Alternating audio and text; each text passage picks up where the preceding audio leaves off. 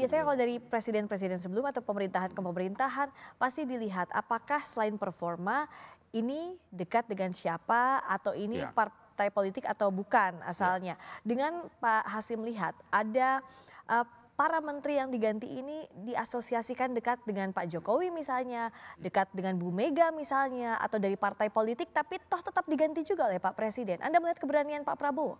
saya melihat bahwa Pak Prabowo sedang menarik ulur ya. Tarik ulur di dalam konteks koalisi, di dalam konteks untuk kompromi politik, karena di dalam sistem presidensial yang digabung dengan sistem multipartai, itu mau tidak mau presiden itu harus berkoalisi. Nah, saya mencatat bahwa upaya untuk menyampaikan warning kepada partai bahwa saya tidak bisa dikontrol. Saya menentukan sendiri setiap langkah, setiap kebijakan yang harus saya ambil untuk supaya pemerintahan ini bekerja secara optimal. Meskipun ada orang-orang tertentu di baliknya yang menyokong gagasan-gagasan itu. Nah, saya melihat bahwa posisi yang cukup penting ya di dalam pengaruh terhadap seorang presiden itu ada orang-orang di sekitarnya. Mungkin kalau sekretaris kabinet ya Ya, atau Pak tadi ya, ya, kemudian yang cukup menarik sebenarnya posisi dari hubnya Pak Prabowo ini di parlemen, Pak Dasko.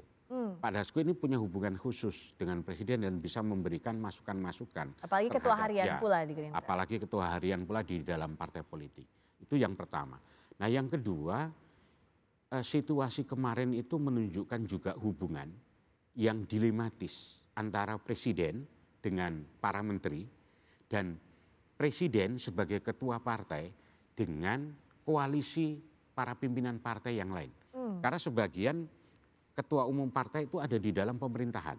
Ya, Misalnya PKB, ketua umumnya menjadi menteri koordinator ya. ya, Kemudian Pak Bahlil ya dari ya, Golkar, kemudian PAN ya ya. dari Pak Zulhas, Pak Zulhas Menko ya. Pangan. Jadi ketika proses mau pergantian dan lain sebagainya itu tidak dibicarakan terlebih dahulu, sehingga kalau pinjam istilahnya Pak Yusuf Kala ini seperti gerakan senyap itu.